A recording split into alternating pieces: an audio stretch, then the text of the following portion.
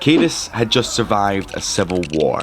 Peace was finally within reach. Then, something came from the abyss. A plague, a god, a whisper in the dark. As the dead rose and the faithful turned mad, Bingus Aether formed the Sparkstone Plague Doctors to fight back. But a new enemy rose with the sickness.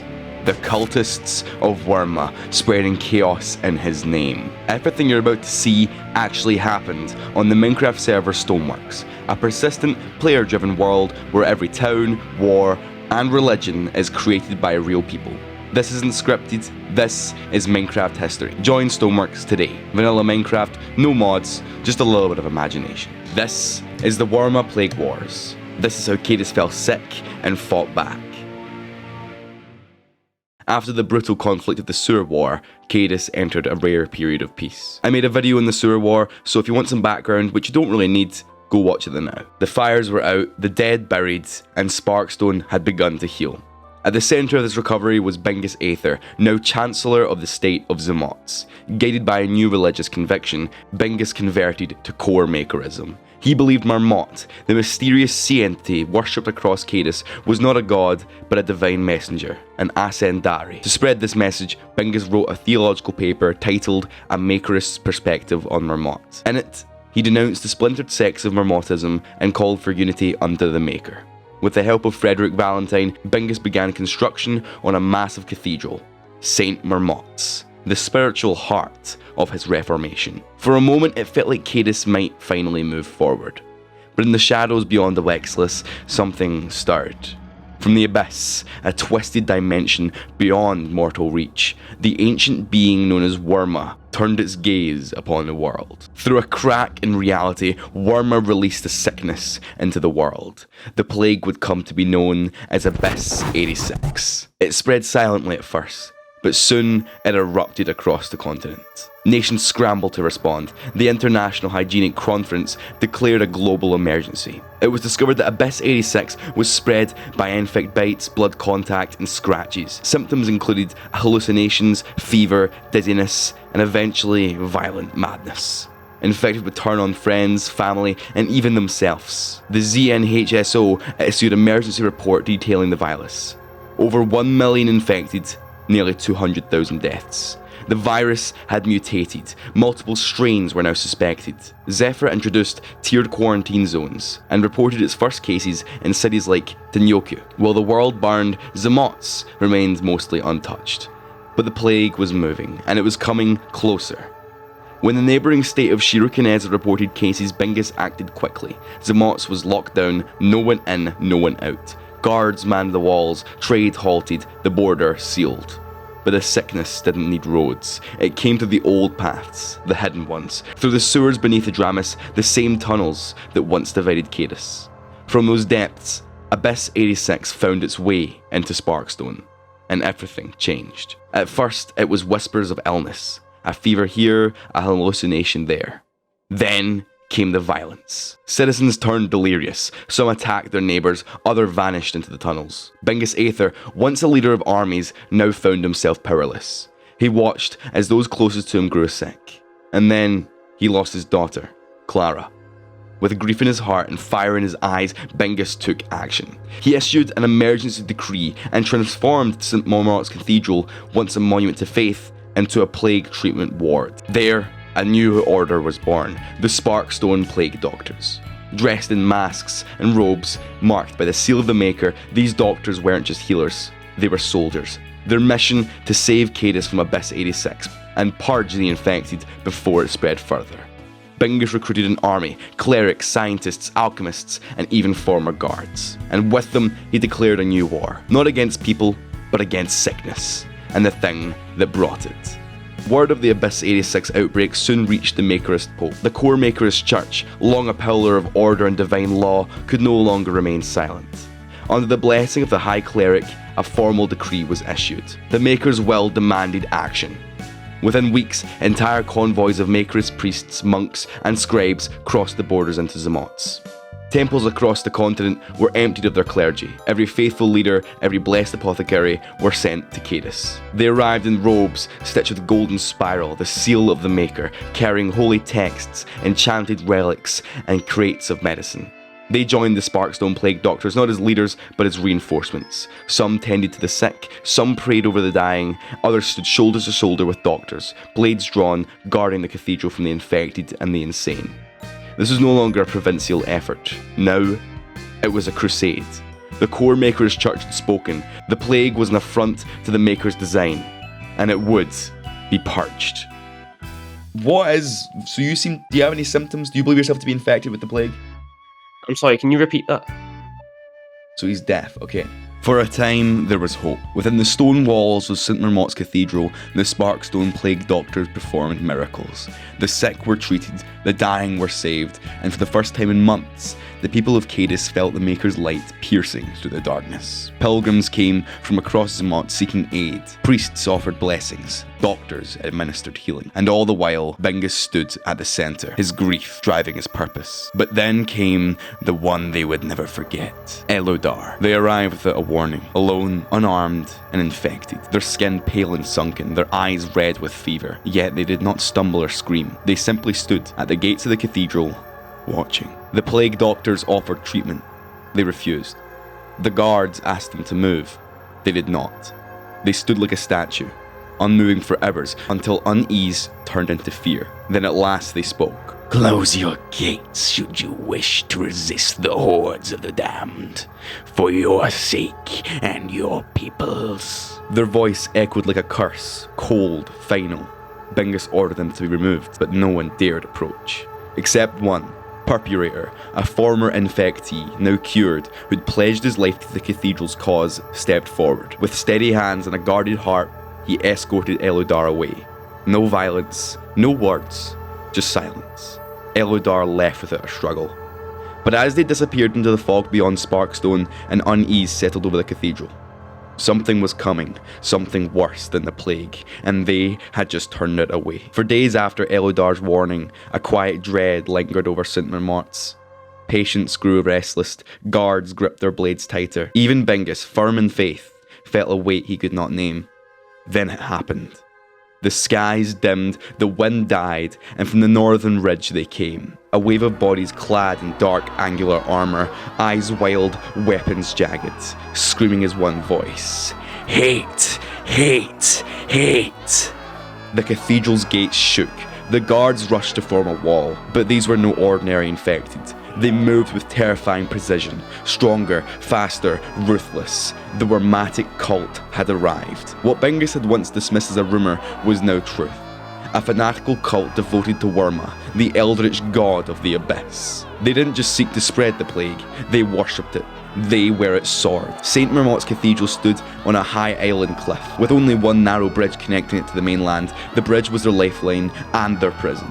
The cultists surged across it. Plague doctors and Maker's priests alike held the line, defending the entrance with everything they had. But it was clear, the attackers were blessed. Anomalously strong, unnaturally fast. Scientists within the cathedral whispered that Wyyrma himself might have touched them, twisting their flesh and their minds to serve his will. The siege had begun, and no one inside was getting out. Days passed. The bridge remained soaked in blood. The cultists of Wyyrma showed no signs of retreat. Within the cathedral, desperation took hold. Doctors, once surgeons and alchemists, now fought at the barricades with spears and flame. Treatment stopped, the sick began to die, the smell of rot filled the holy halls of St. Zamotz's. Abbots led sermons by candlelight, their voices trembling as they begged the Maker for deliverance, but no miracles came, only more screams beyond the stone. In a final effort to end the bloodshed, Bingus Aether requested parley. The cult's leader, a warped figure known only as Undie, stepped forward. The only way is for you to denounce your false gods. This Gonf that you all seem to follow. What has he done for you? Huh? He cured 2 of our people. He has blessed this world. And yet, he has been watching you all be slaughtered. Your corpses piled to the ceiling of the church you made to worship him. Their words were short. Undie offered no peace, only a future drenched in hatred. No terms, no compromise, only submission to Wyyrma. You will be smited down. You and your followers, this cult will come to an end, and we are doing everything in our power to bring it to an end. How can we come to an agreement? Some sort of ceasefire. Burn the cathedral. Burn it, and there shall be no more deaths. Not today, at least. And I'm afraid. Oh! You know what? Go ahead, boys! It's not coming to an agreement! The talks failed, and the siege raged on. But just as all hope began to fade, the sounds of horns cut through the fog. The Adramis National Guard had arrived. Banners of the state rose behind the cult's lines, arrows flew from the cliffs above. The cultists were caught between fire and steel. For the first time in days, the plague doctors pushed out. The bridge was cleared, the cathedral liberated, but the victory was not a celebration, it was retreat. Bingus issued the order, evacuate the civilians. Mothers, children, and wounded were guided north towards Velarim, the capital of Adramis. It would be a long march through dangerous roads. The Wyrmatics knew this. Splitting into factions, some cultists followed the slow-moving caravan, haunting the tree line like wolves. Others took a darker route, racing ahead, setting traps, preparing an ambush. The refugees were walking into something far worse. The walk to Velarim was long and quiet. Refugees carried their wounded, children cried for parents lost in the siege, but as the spires of Adramis' capital rose above the tree line, hope returned. Velarim, the heart of the nation. They were welcomed into the Grand Hall, the very chamber where the United States of Adramis was founded. Here, Chancellor Bingus stood before the tired crowd, speaking words of comfort and resilience. But the enemy had already arrived. High above, hidden in the century-old stone beams of the ceiling, Wyrmatic cultists watched. Some were twisted, mutated with dark leathery wings erupting from their backs. And when Bingus finished his speech, they dropped. The rafters split with screeches. Dozens of cultists rained down into the hall, blades drawn, tearing through the Adramis National Guard. Velarim was under invasion. Panic erupted. Refugees fled through the capital's wide halls and marble courtyards. Cultists hunted them through their libraries, archives, and temples, spreading plague and blood in equal measure. It was days before order returned, but through bitter street-to-street fighting, the National Guard drove the cultists out. Velarim stood, bruised, bleeding, but alive. The capital would not fall. Once secured, a guarded caravan was formed. National Guard troops escorted the Sparkstone refugees south, back across the wild roads and ruined villages. To the surprise, Sparkstone had not been occupied. The Wyrmatics had made no attempt to take it, they had only wanted to destroy. Bingus returned to his city with a hardened will. St. Mermott's Cathedral reopened, the sick returned, and the plague doctors went back to work. By summer of 88 Voyager's era, the war against the plague had changed. A cure had been found, limited in supply, difficult to produce, but it worked. At St. Mermott's, doctors rejoiced as fevered minds returned, and crimson ears began to pale. The tide, for the first time in years, began to shift, but the victory was short-lived. During a routine treatment, an informant spoke up. The rat kingdom of Aratus had actively been spreading the plague, intentionally. Bingus was furious. He travelled personally to the undercities of Aratus and stood before the council with one demand. Disband your plague cells and end the spread, or the plague doctors return not as healers, but as soldiers. The rats were unshaken. They had lived in disease for centuries. To them, war was just another contagion. But before Bingus could act, word came from the Maker's Church. A direct order: mend relations. Reluctantly, Bingus withdrew. He returned to Sparkstone to find a nightmare waiting. The Wyrmatic cult had returned. Another raid, larger, fiercer, and timed with perfection. The city's defences were thin. Reinforcements promised from the National Guard never arrived. The cult tore through the outer districts. The doctors were killed mid-treatment. Patients were slaughtered in their beds. And once again, Sparkstone was on fire. Desperate, Bingus made a second journey to Aratus, not as a conqueror, but as a diplomat. He made a plea to the Rat Lords. If Wyyrma succeeds, there will be no world left to fight over. We may disagree in everything else, but we both want the world to continue. The Rat Lords agreed to consider it. No promises. Bingus returned home to ruin. The Wyrmatics were winning. With no aid from allies and no help from the church, the plague doctors were being extinguished. Then, a final act of diplomacy. Bingus once again stood before Undai, leader of the cult. There is this one city, this one quote-unquote holy city called Waden. I want that one. I can't give you Waden. Waden's the home of an Ascendari, one of the most holy sights I've ever seen. I cannot do that. Well, I guess then we don't have a deal.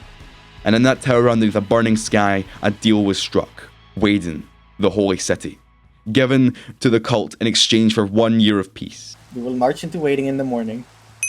We will fortify it. It will be our new city. We will destroy all of your temples, burn them, and erect new ones in the name of Wyyrma. Undai accepted. The Wyrmatics withdrew, and Bingus stood in rubble, swearing to his people that this ceasefire would not be the end. It would be the beginning. Freddy, we would have been able to beat them today if we had the backup. However, the backup we were promised, and the group that we had, abandoned us. The National Guard came late and with little force. We were left behind. However, during this ceasefire we can build up enough strength, enough forces, that we can take back Waden forcefully. Discuss with Adramis. Coordinate with the Adramis Guard. Contact those. You're the head of Zamotz. Contact every district. Tell everyone to start arming. Summer of 89 Voyager's era. The ceasefire had ended. Bingus began to assemble an army, from scholars to sewer folk, from former guards to foreign knights, all united under one banner. Their goal was simple: retake Waden. The army gathered in Pinehey, but to reach the Holy City, they would first need to break through Athlon, a fortress now crawling with cultists. The path forward was blocked, so they went below. Guided by the sewer folk, the army slithered through the underground tunnels, old paths and forgotten chambers. They emerged high atop Citadel Sol, a mountain stronghold overlooking the coast. Here, they split. One force charged down the hills to strike Athlon head-on, the other swung wide, aiming to flank the cultists from the east. But this was a mistake.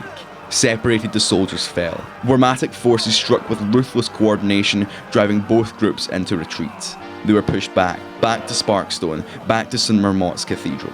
For the third time, war returned to the Holy Island. The bridge burned, screams echoed through the stone halls, the cultists surged, stronger than ever, and Bingus along with his closest allies were cornered in the cathedral's rear chamber. No way out, no guards left, no hope. Then, a miracle. The cathedral shook, and through the ceiling, the sky split open. Light poured in, and the Maker answered. Bingus and his allies were lifted to the heavens, floating through the broken roof like spirits reborn. They soared across the ruined cliffs, and below them they saw it all.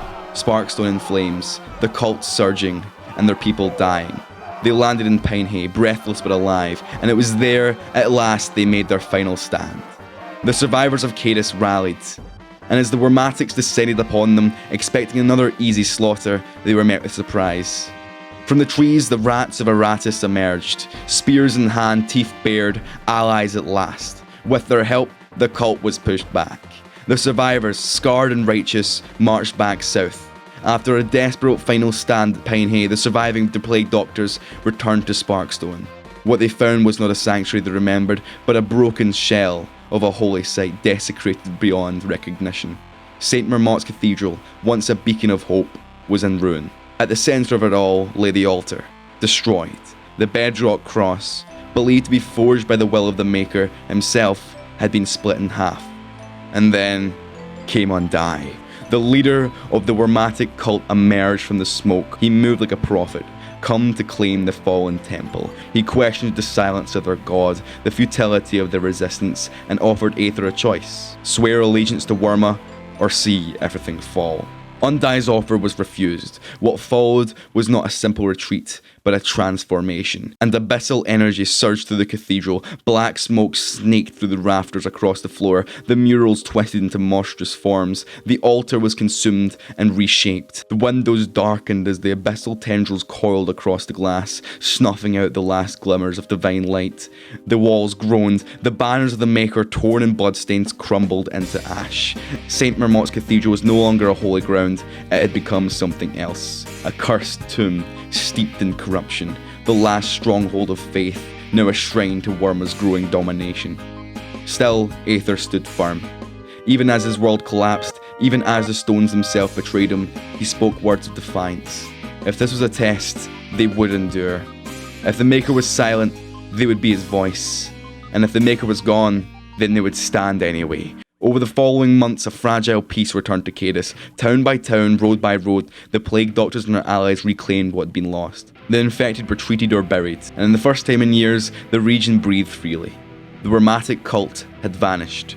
At first, it was seen as a retreat, a sign of weakness, but unease lingered. Their departure had not come with surrender, only silence. Their strongholds were abandoned, their trail gone cold. Across Abexilas, rumours began to grow. Whispers in the dark spoke of shadows moving in the heartlands, of strange lights flickering at night. Still, no armies rose, no banners returned. Then, the truth emerged. It was discovered that in secret the cult had been constructing a massive portal to the abyss at the very centre of the continent. A full-scale gateway, far larger than the original fissure that unleashed Abyss 86. The implications were horrifying. The crack had brought a plague, monsters, and ruin. What devastation would be unleashed with a fully formed rift? Fearing the end of Abexilas itself, Bingus Aether acted swiftly. He travelled to Velarim and stood before the National Assembly, pleading for authorizations to await the forbidden weapon, the Ostiel Crystal. This ancient purplish monolith floated above a deep pit where the city of Ostiel once stood. It was a soul-powered superweapon, capable of unleashing city-destroying beam of energy. With tensions high and time running out, Bingus begged the Assembly to release the crystal's charge, to turn the horrors of the past against the cultists threatening the future. The fate of the continent now rested on one terrible choice: unleash the soul cannon or allow the abyss to open in full. Xeno and Crazy King, two of Velarim's most influential and volatile rulers, reluctantly gave their approval. The stakes were too high to ignore. With trembling signatures and silent tension, they authorized the activation of the Ostiel Crystal for the first time in modern history. As the fateful hour neared, the capital fell into hushed panic. The controlling throne was readied, and the targeting system locked onto the swirling energies of the Abexilas' centre. The moment the portal cracked open, alarms rang through the Capitolium. Bingus stood before the activation key, a relic etched with runes of death and destiny. His fingers hovered above it, shaking. Doubt pierced through him. If this failed and the beam missed, the world could burn. But as the memory of Sparkstone's fall, the cultist screams of hate, and the abyssal corruption devouring all the faith surged through his mind, he found clarity. He pressed the key, and the sky turned violet. I believe in one God, the maker and creator of all things, and in the divinity of God, blessed be his name, who came down from the heavenly spheres to spread light into a world of darkness. In the name of all he was, crucified by followers of Amen, and on the third day he resurrected and spread light once again. Blessed be the maker and the one true core Gonfist Church. Just as Gonf gave freely to guide us, so too must we give in service to the faith as it is our sacred obligation, so that his word and light may shine ever brighter in this world. Through penitence comes forgiveness. None may walk the path of Gonf while burdened by unconfessed wrongdoing. Therefore, let those who seek redemption step forward and make their sins and crimes known, that they may receive guidance and absolution. As the Maker grants mercy, so too do we grant you absolution. Blessed be the Maker. Let those who have teased and confessed until the Maker now approach the altar, that they may receive the blessing of Gonf and be strengthened by the light. May the Maker bless and guide you in the name of the seed and of Gonf and of Wyyrma and Henry.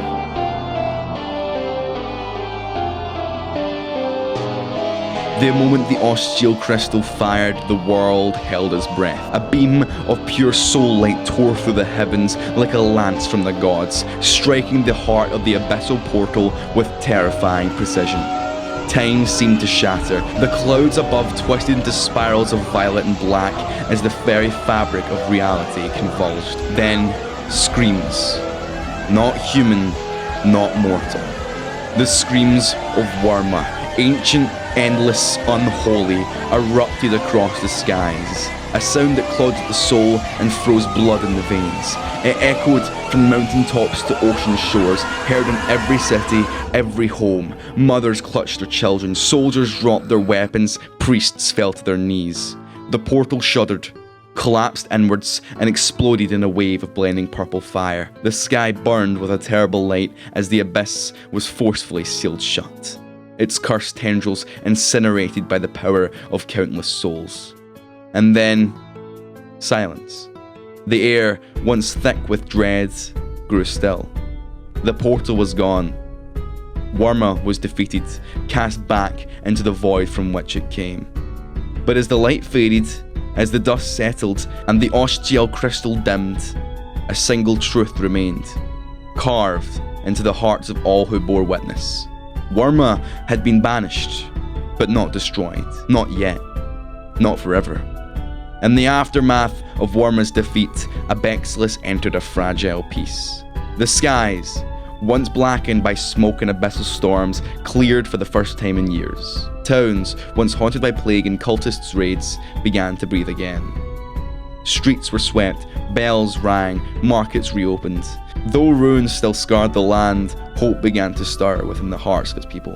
The Sparkstone Plague Doctors returned to their original mission, not as warriors, but as healers. Wounds were mended, bodies burned, homes rebuilt. Survivors lit candles, and cathedrals half collapsed, praying not for victory, but for rest. But all knew this silence was not absolute. The Wyrmatic cult did not die with the portal. They vanished, scattered into forests, into sewer networks, into the hollowed bones of abandoned cities. Whispers of Wyyrma still slithered through the shadows' halls. Strange runes were found etched into cellar walls. Children spoke of nightmares. Merchants disappeared on quiet roads. Though the screams of Wyyrma had been ceased, its faithful remained, waiting, watching. As for Bingus Aether, the once fiery voice of Sparkstone, he was not the same. Victory had come at a price. The fire in him dimmed, his speeches ended, he no longer visited the cathedral, no longer led sermons or debated with the clergy. He was only seen rarely, walking the cliffs alone, staring towards the horizon. His once vibrant robes faded and weathered. Those close to him said he was haunted by what he'd done, the lives lost, the city he'd surrendered, and the weapon he had fired. Politically, the final years of his term were quiet, too quiet. Allies grew distant, initiative stalled, debates in the Maker's Senate passed by him as he sat wordless, eyes vacant. Some saw him as a tragic hero, others as a relic, clinging to a past no one wished to remember. But in the silence of his quarters, surrounded by maps, old journals and fragments of shattered cathedral stone, Bingus waited for peace to last, or for the shadows to rise once more. This was the Wyrmatic invasion of Abexilas, a war not written in commands or command blocks, but in courage, cunning and sacrifice, a story forged in the living world of Stoneworks. Want to write your own? Join Stoneworks and leave your mark in Minecraft history. It's open to all, kings, rebels, scholars, soldiers and artists. The next great saga could be yours. If you liked this video, I've got entire playlists filled with wars, betrayals and alliances and legends from across Stoneworks and beyond. Dive in, there's a whole world waiting for you. A massive thank you to my channel members. Your support is what keeps these stories alive. And until next time, stay sharp and keep building history.